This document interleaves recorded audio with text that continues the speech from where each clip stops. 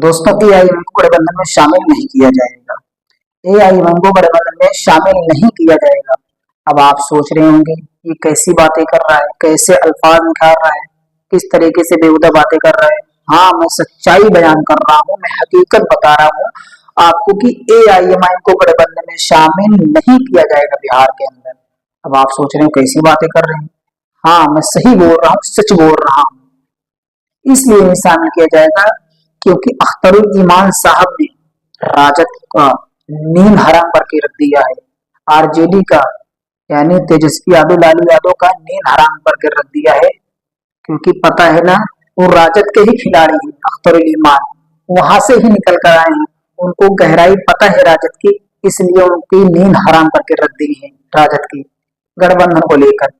दोस्तों, जैसे आपको पता होगा, वीडियो के जरिए देखे होंगे, फोटो के जरिए देखे होंगे, प्रदेश अध्यक्ष एआईएमआईएम के अख्तरुल ईमान साहब, एडवोकेट प्रवक्ता आदिल हसन साहब एआईएमआईएम के, और इंजीनियर आफ्ताब साहब, और हमारे जो मौजूदा उम्मीदवार हैं ढाका के राणा रणजीत सिंह, सब लोग मिलकर और अपने कार्यकर्ताओं के साथ जो एएमआईएम के कार्यकर्ता हैं मिलकर लाली आवास यानी लाली आवास पर पहुंचे और वहां पर उन्होंने एक नारा दिया ढोल तमाशों के साथ। कहा, तेजस्वी यादव अपने कानों को खोल, तेरे घर के सामने बज रहा है ढोल, एआईएमआईएम को गठबंधन में जोड़, वरना खुल जाएगा तेरे समीकरण का पोल। जो समीकरण की बातें करते हैं, उन्होंने कहा खुल जाएगा वरना तेरे समीकरण का पोल।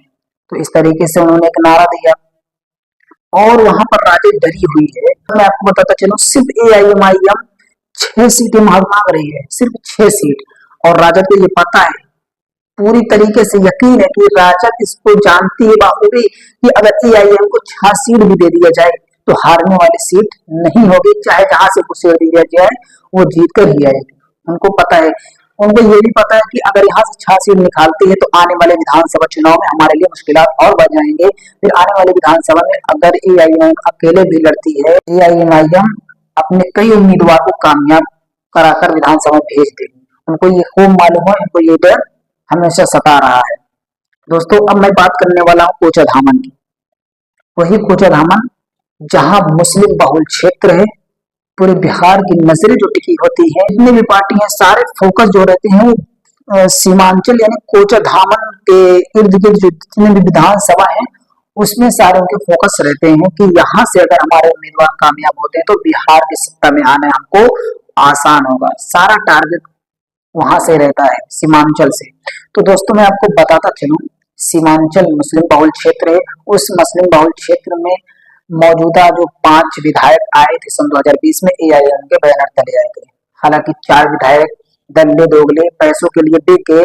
बहरहाल कोई बात नहीं, एआईएमआईएम अभी मजबूत है, अकेले भी चुनाव लड़ती है तब भी जीतती है, गठबंधन के साथ लड़ती है तब भी चुनाव जीतेगी इंशाअल्लाह, मुझे उम्मीद है।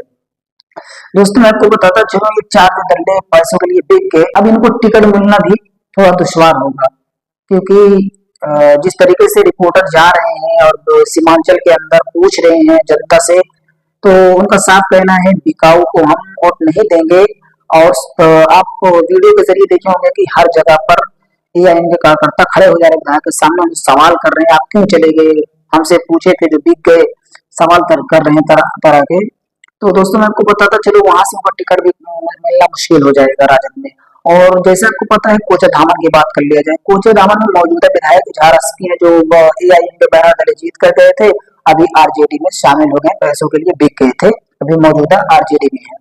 तो वहां से वो अपने उम्मीद लगाकर बैठे हुए हैं कि टिकट कंफर्म है, हमको ही मिलेगा। और दूसरी तरफ जेडीयू के जो एक नेता थे मास्टर मुजाहिद दल्ला, वो अब कोचाधामन सीट से उम्मीद लगाकर बैठे हैं कि हमको भी टिकट मिलेगा। तो अब यहाँ पर टिकट फंसा हुआ है। इजहार अस्की मौजूदा विधायक है, अगर आरजेडी तेजस्वी यादव इजहार अस्की को टिकट देते हैं तो कोचाधामन से मास्टर मुजाहिद नाराज हो जाते हैं, और मास्टर मुजाहिद को टिकट देती है मौजूदा विधायक इजहार अस्की नाराज हो जाते हैं। तो यहाँ पर खेला बहुत ही तगड़ा होने वाला है। लेकिन यहाँ पर मजबूती देखी जा रही है, अभी तक बहुत बताते हुए खुशी हो रही है। सीमांचल के अंदर पूरी तरीके से एआईएमआईएम के कार्यकर्ताओं के अंदर, दिलों के अंदर मोहब्बत बढ़ती जा रही है और वो जोश बढ़ता जा रहा है। पूरी तरीके से फिर से कामयाब कराने की कोशिश में लगे हुए हैं। हालांकि जो पिछली बार भाग गए थे फिर भी उनसे कोई फर्क नहीं पड़ा। उनका कहना है कि विधायक भागे थे, जनता अभी भी एमआईएम की दीवानी है, एमआईएम की दीवानी रहेगी कयामत तक, उनका ये कहना है। दोस्तों मैं आपको बताता चलूं, जैसे आपको पता है कि कांग्रेस भी है, उनके सैनिक की पार्टी भी, मतलब 6 दल मिलाकर गठबंधन में 6 दल मिलाकर गठबंधन को बनाया गया है। अब राजद फंसी हुई है सीमांचल के अंदर, मुस्लिम बहुल क्षेत्र के अंदर।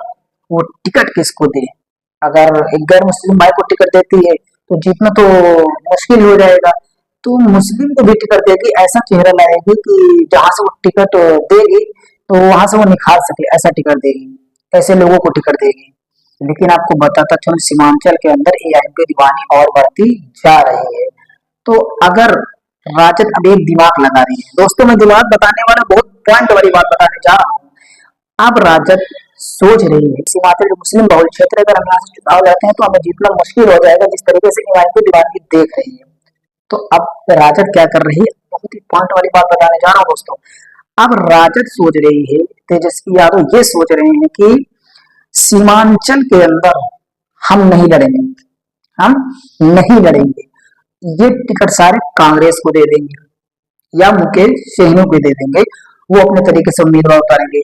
अब इनका बचाव हो जाएगा, राजद का बचाव हो जाएगा कि हम यहाँ से लड़े नहीं थे, तो कांग्रेस के ऊपर सारा दारोमदार ठोक देगी राजद। ये बहुत ही चालाकी कर रही है राजद, तेजस्वी यादव बहुत ही माइंड से काम कर रहे हैं। तो जितने सीमांचल की सीटें हैं, जहां तक उम्मीद लगाया जा रहा है कि ये सारी सारी सीटें कांग्रेस को दी जाएगी, ताकि कांग्रेस वहां से चुनाव हार जाए और राजद वहीं से लड़ेगी जहां से ज्यादा वो उसको उम्मीद होगा हम यहाँ से जीत सकते हैं।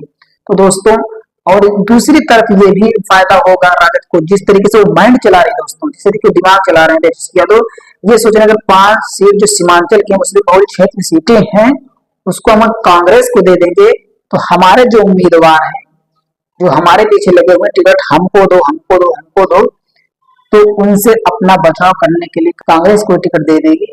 तो अब उनको अपने कैंडिडेट से कहना आसान हो जाएगा, देखो अब कांग्रेस के हाथ में टिकट है, अब वो जिसको चाहेंगी देगी, अगर हमारे पास होता तो हम आपको देते।